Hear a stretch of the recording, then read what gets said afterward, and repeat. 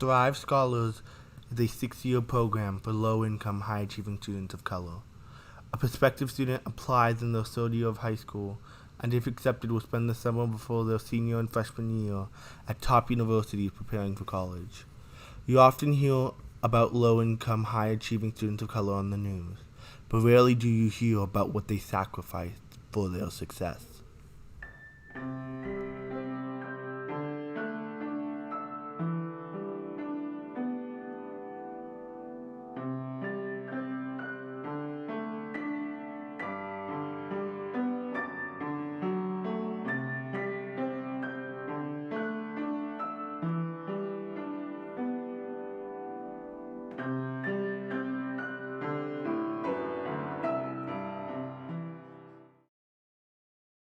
My name is Choice Jakes, and I'll be attending the University of Michigan Ann Arbor in the fall.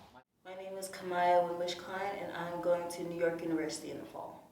My name is Fahim Rashid, and I'm currently a rising freshman at Tufts University. Yareli Duarte Perez, and I will be going to Stanford University this fall. I am Alexis Lam, and I'll be attending Yale University in the fall. My name is Ulysses Hill, and I will be attending Dartmouth in the fall. I'm the director of this project. I started this project to show the pressure on low-income, high-achieving students of color and the ramifications of that pressure. The burnout, the fatigue, the substance abuse in cases, and even attempted suicides. Some information will be attributed to an anonymous person. Not all will come from the same person, most will come from different people. I'm including their stories so that they are heard, but they have chosen to remain anonymous, and I will respect that. Instead of seeing their faces, you will see mine, or you will receive a voiceover from me on a black background. I started off every interview in the same way, with one simple question. Did you ever sacrifice mental health for success?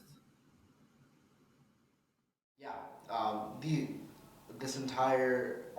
4 years, I feel like the only thing that's been kind of dug into my brain was like, I need to do well in high school so I can get into a good college. And like my mom always told me this one thing. She told me this one phrase: 9, 10, 11, 12, study, study, study.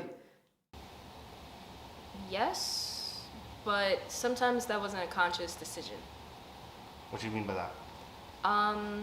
Sometimes I would have times where my mental health would take a toll, and I wouldn't realize it until my performance in like school or just like day-to-day life suffered. Yeah, the answer is yes. I think it's because of how much that has shown itself within my life that I'm kind of struggling to see how to even answer the question in the first place. Okay. Because it's just a vicious cycle. Yeah, actually a lot. So there's this song I used to listen to, I believe on repeat. I listened to it for hours upon hours, back in junior year especially, because it was like a perfect encompassing song for what I was doing for the sake of academic in school, because I had to do really, really well in school in order to get out of my life back in my small town of Long Beach.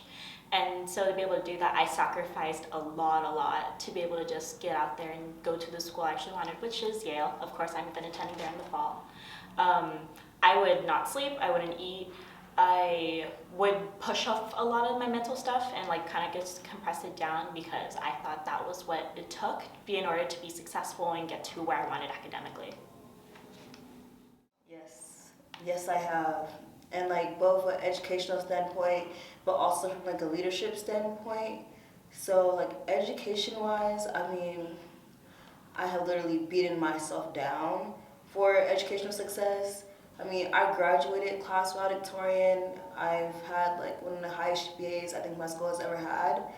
And still, like, I'm still like, was it worth it? Because I kind of still have those like lasting like emotional impacts from that.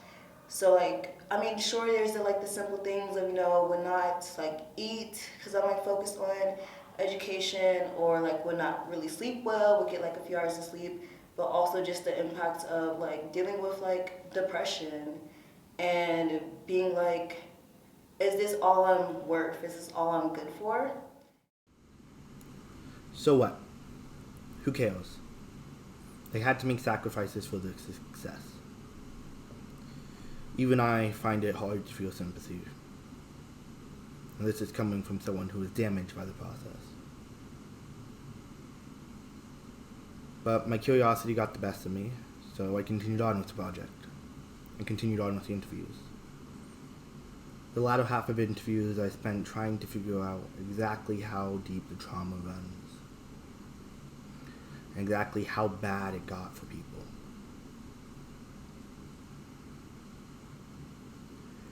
I was looking for a story,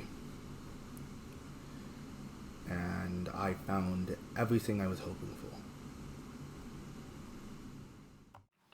6 minutes and 30 seconds. That's the only time I had every single morning by myself to just be outside, be by myself, and think to myself. 6 minutes and 30 seconds. I set a timer. First thing in the morning, I walked outside. The rest of the day, I'm just doing something. I'm always doing something. Gee, 6 minutes and 30 seconds. 6 minutes and 30 6 seconds. minutes and 30 seconds. Wow. And you just did that every day? What do you mean? You did that every day? I did that every day. I had 6 minutes and 30 seconds. Woke up, walked outside, thought, damn, I'm fucking depressed. Walk back inside, do my shit. I remember in ninth grade when I would come home and just eat so fast so I could get to work that I would choke on my food. And then I would go to school, go to do sports or student leadership, go to church, and then work on my homework. And it was just a repeating cycle. And I say briefly because my mom believes in mental health, and she could see the state in which I was in, and she cut the plug on all of those things.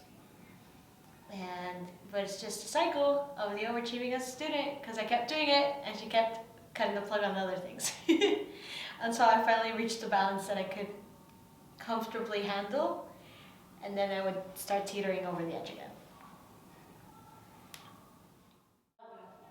It was like during the time, especially during junior year, my grandpa passed away, and so did my stepdad. So that was a really, really big hit on my own mental health, especially during a time because I was 16 going on 17. Get that reference?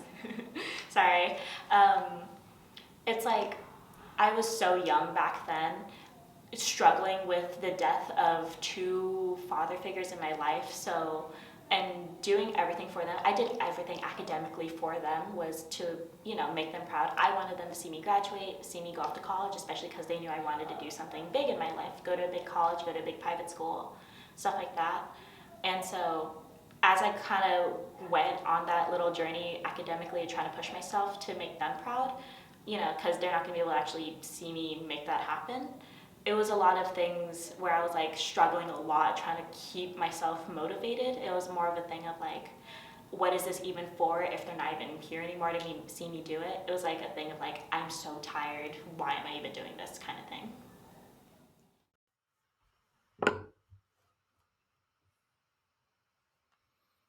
I often interviewed friends for this project because they were the most willing to open up to me. The first anonymous story comes from one of my closest friends. They are generally a happy person, and from the outside, you would never see what they have done for their success. They've forgoed sleep and eating and any semblance of mental health for school. They gave up relationships and even at one point neglected friendships, including our own. For a while there, during the school year, I would text them or call them and just never get a response back.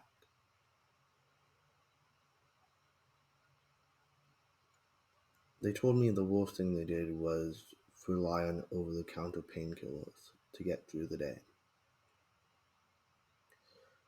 That they would just pop a few Tylenol no matter how they felt, just to take the edge off the emotions, regardless of physical pain.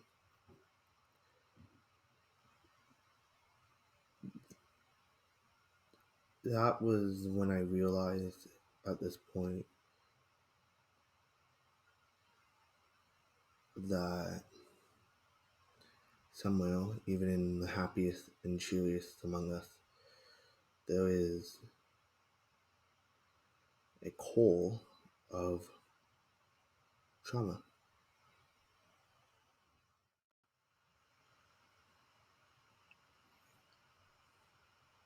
The second story was even harder to heal, which is ironic because I wasn't as close to the person it came from.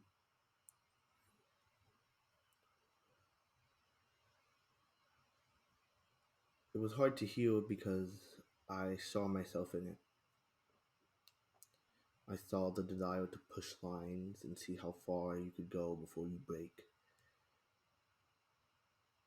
and doing anything you possibly can to keep from utterly shattering.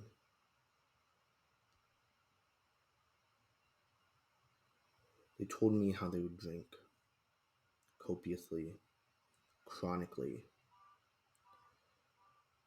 how they would get home and just drink to get drunk, how they would drink until an hour before school, how they even showed up to school drunk. Despite this, or maybe because of it, they were able to be valedictorian at their school.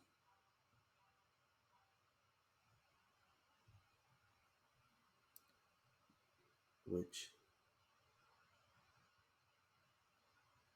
says something,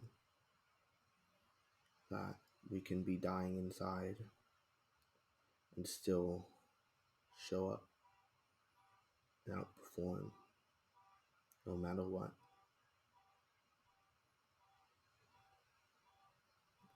We know it is bad for us. We do. I know that for a fact. They know that for a fact. But our only thing we have in life is success. And we will do anything for it. The last interview clip I want to leave you with isn't about the interviewee.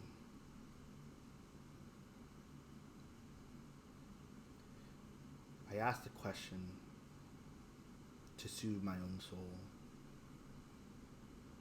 And it was met with sympathy, sadness, and the realization that I, like many other students here, have been left scarred by the process.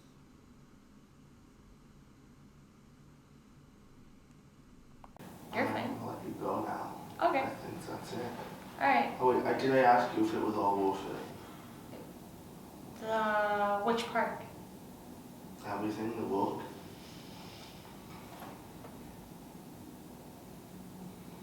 When you say was it all worth it, that for me that implies a success at the end.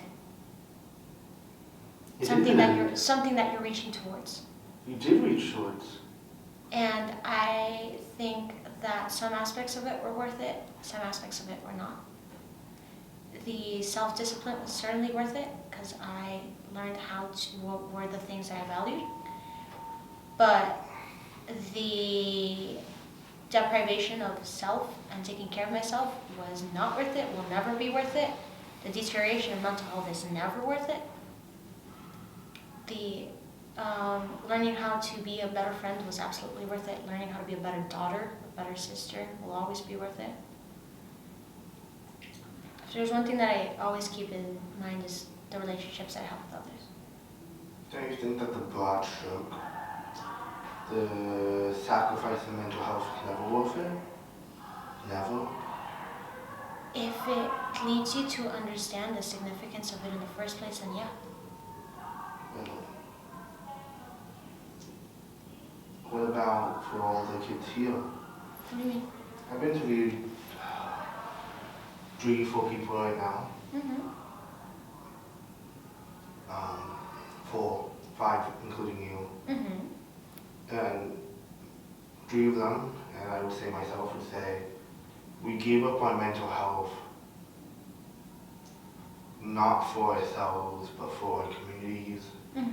for our families, for to succeed so that we can give them better. And not to sound like, Jesus on the cross, but are you saying that's not worth it?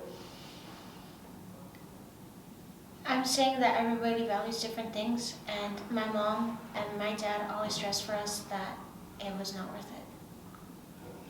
My mom and my dad always stressed that for us. When my sister went into the worst mental stage of her life, my mom and my dad pleaded with her, pleaded with me to take a break, to take care of ourselves, that it would never be worth it, that their sacrifices in the end were for us to have a good, better life. And if that was what a good, better life meant, they didn't want that. They said it was okay to fail, to take a gap year if necessary. But that what they wanted was for us to be in a good state of mind, in a good state of life. Alright, that's not And we had that privilege. I have another question. Mm-hmm. But what if you did it for yourself?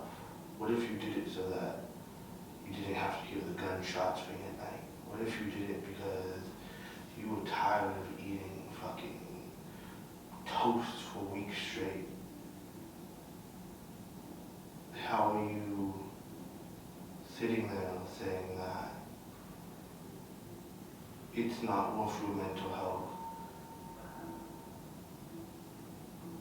I mean, I can't speak for other people. And that's why I'm saying that it has to do with the values that are important to you in that moment and what it means to survive. And for me, I was very lucky, and I am very lucky and very blessed that I didn't have to subscribe to that to survive, or be that way, or have to be that way, because I know that a lot of people have had too. And I'd be lying if I said that I would understand that kind of resiliency and what it takes to be like that.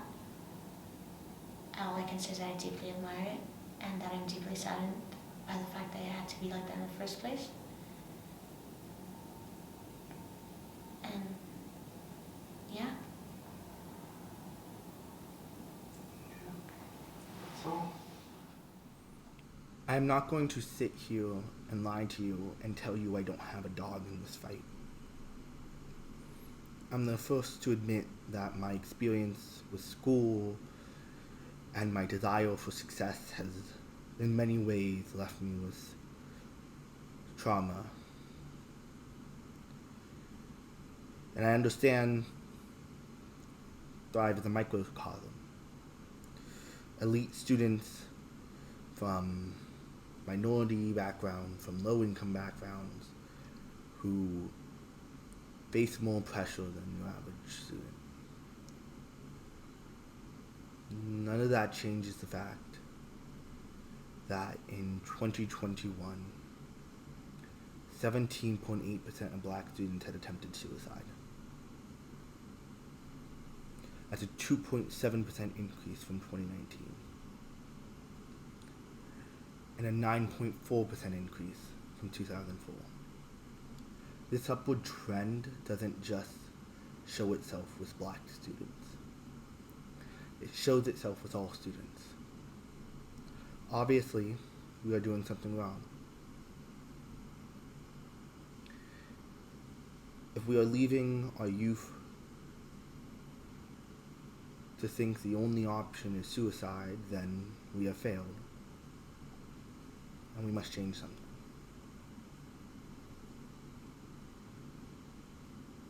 I'm not saying I have the answer, but hopefully someone out there will.